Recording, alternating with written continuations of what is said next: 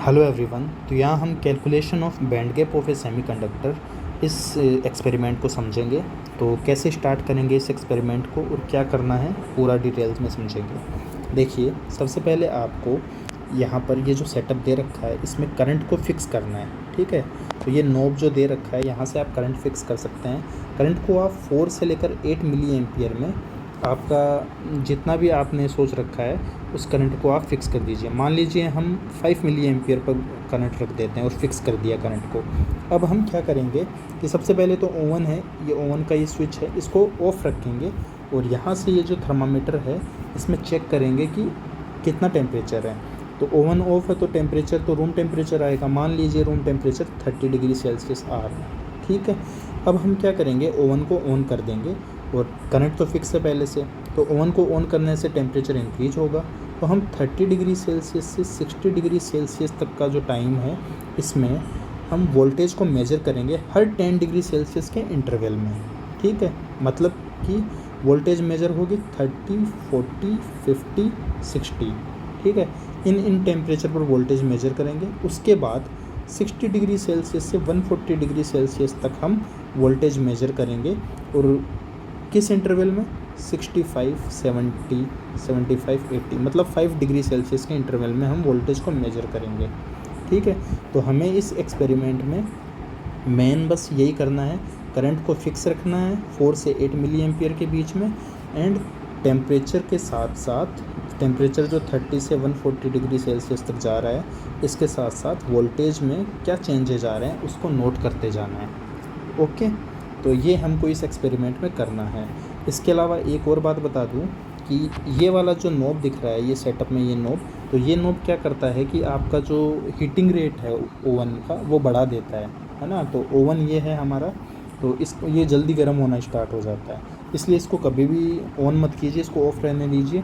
मान लीजिए कि आपका एक्सपेरिमेंट है वो मतलब कि आपको 1 आवर का टाइम लिमिट दे रखा और 10 मिनट बचे हैं और आपका 100 डिग्री तक ही पहुँचा है ओवन में, है ना।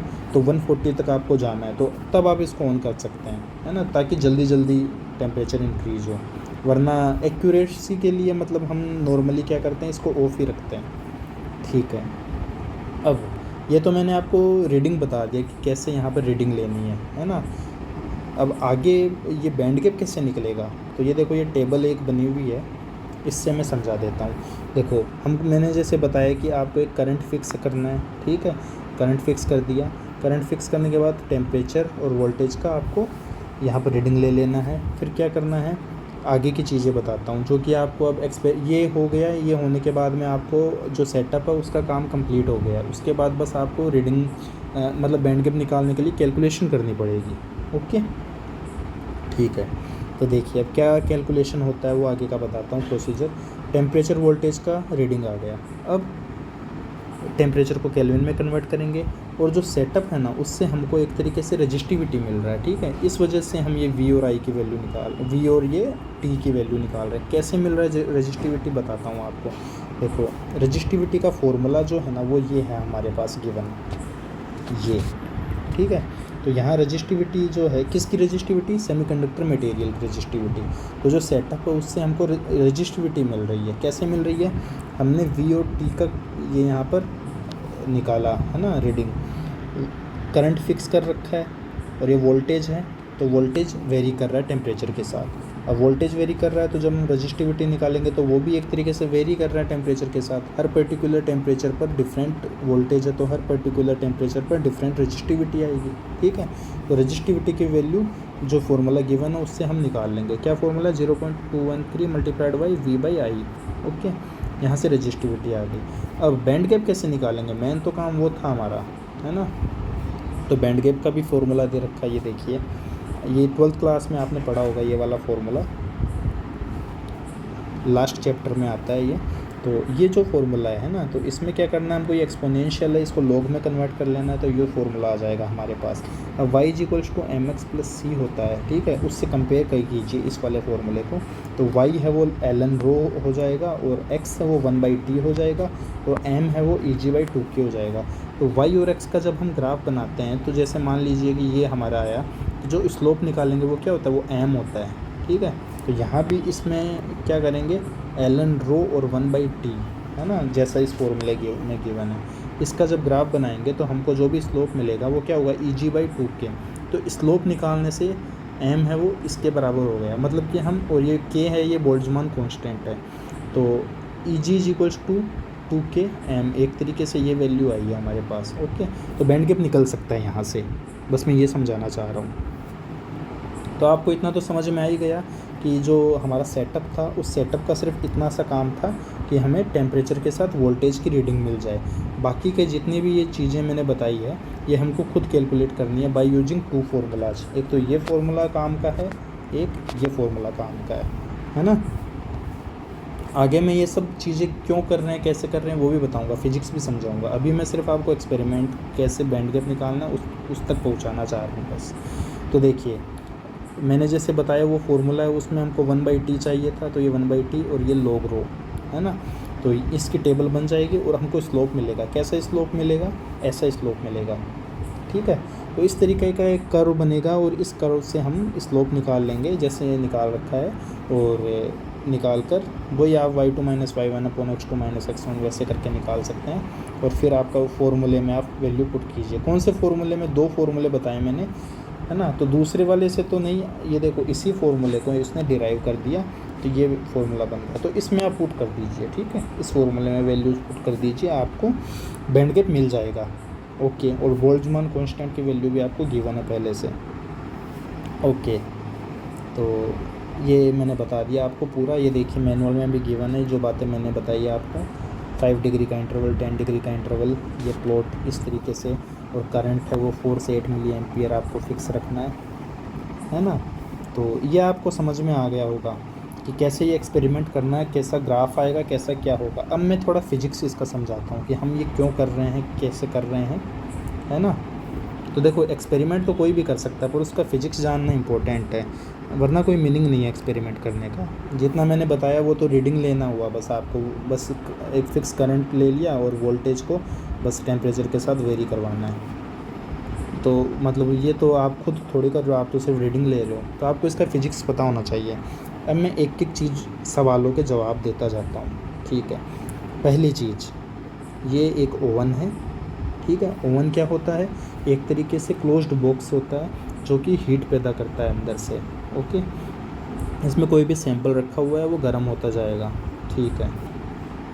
अब इसको मैंने अलग से यहाँ पे भी दिखा रखा है। तो देखिए ये ओवन है, इस ओवन में ये सेटअप बना हुआ है, ये 4 प्रोब का सेटअप बना हुआ है। ये जो है येलो कलर का से हमें दिख रहा है, ये क्या है, ये सेमीकंडक्टर मटेरियल है, सेमीकंडक्टर है। और इसके ऊपर 4 प्रोब लगे हुए हैं। ये 4 प्रोब एक तरीके से वायर होते हैं, ठीक है। प्रोब को आप वायर से समझ लो। बाहर वाले जो 2 वायर है ये इस तरीके से लगे हुए हैं, ये सेमीकंडक्टर मटेरियल, ये 4 है वायर। ये बाहर वाले जो वायर है ना, ये तो होते हैं करंट, ये करंट प्रोवाइड करवाते हैं मटेरियल को। और अंदर वाले जो है वो वोल्टेज का सप्लाई करते हैं, वोल्टेज, ठीक है। अंदर वाले 2 वायर वोल्टेज का सप्लाई करते हैं।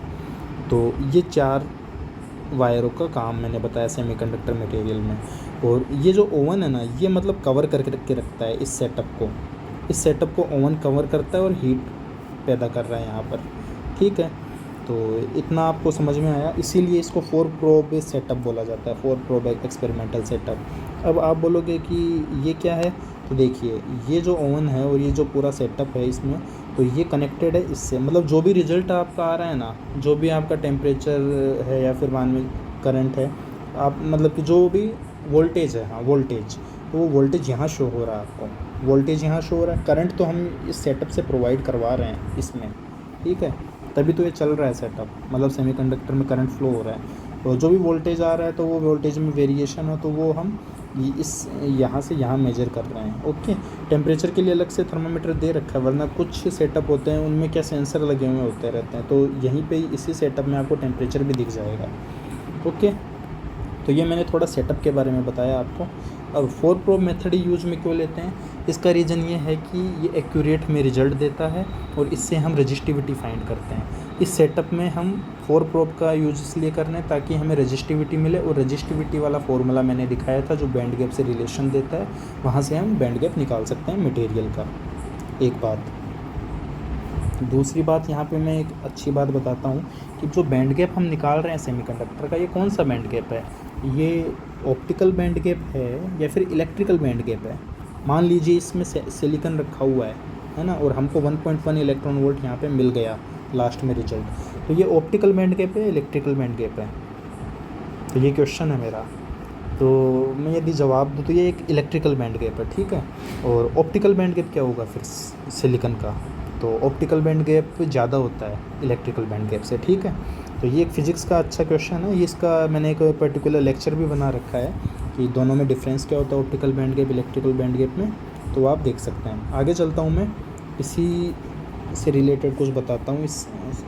देखिए ये वाला डायग्राम है, इसमें आप देख सकते हैं ये वोल्ट मीटर दे रखा है, एमीटर दे रखा है ना, करंट प्रोवाइड हो रहा है ये, और ये हो रहा है। और जो मैंने फार्मूले बताए वो कैसे आए थे? तो फार्मूले आए थे मतलब कि जो 4 प्रो मेथड है ना, उससे ये वाला फार्मूला निकल के आता है रेजिस्टिविटी का, ठीक है।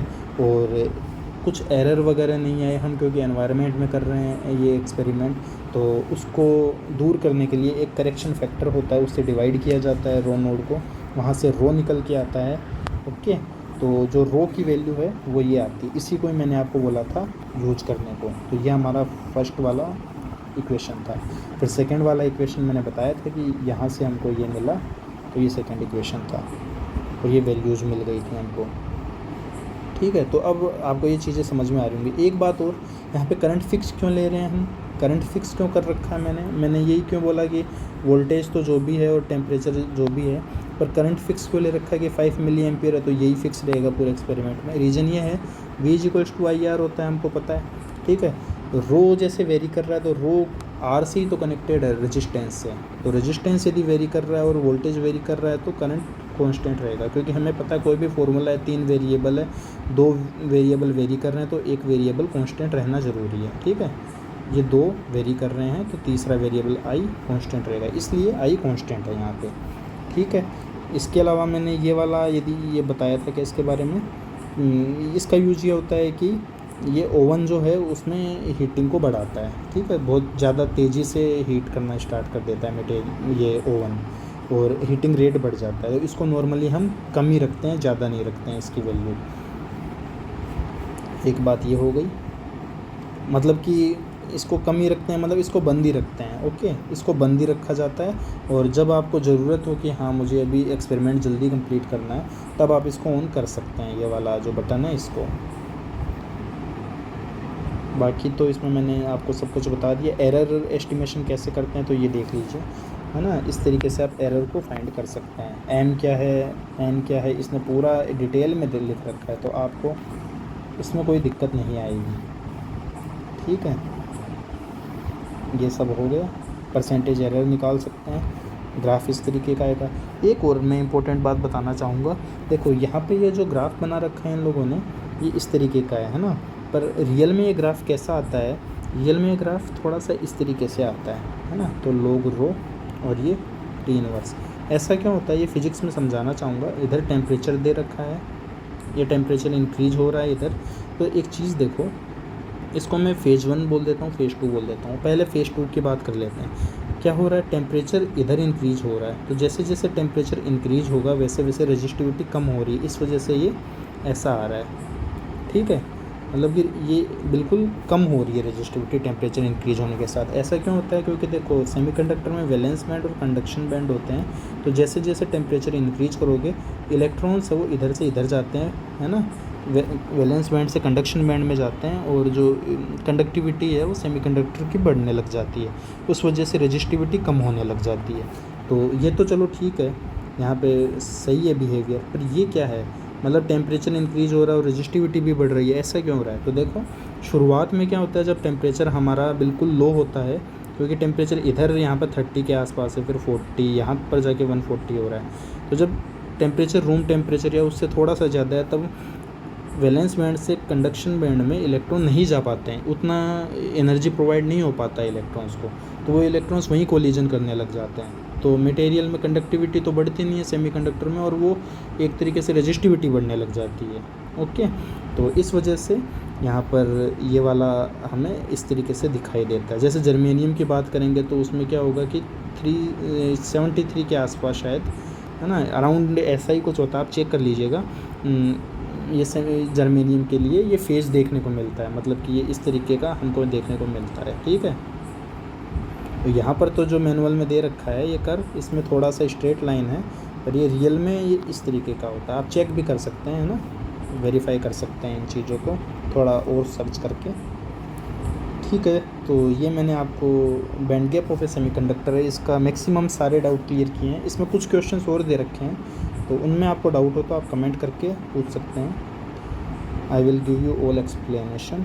तो ये देखिए ये वाले क्वेश्चंस है, तो ये भी हम कर सकते हैं। तो आपको समझ में आ गया होगा ये lecture. Thank you very much.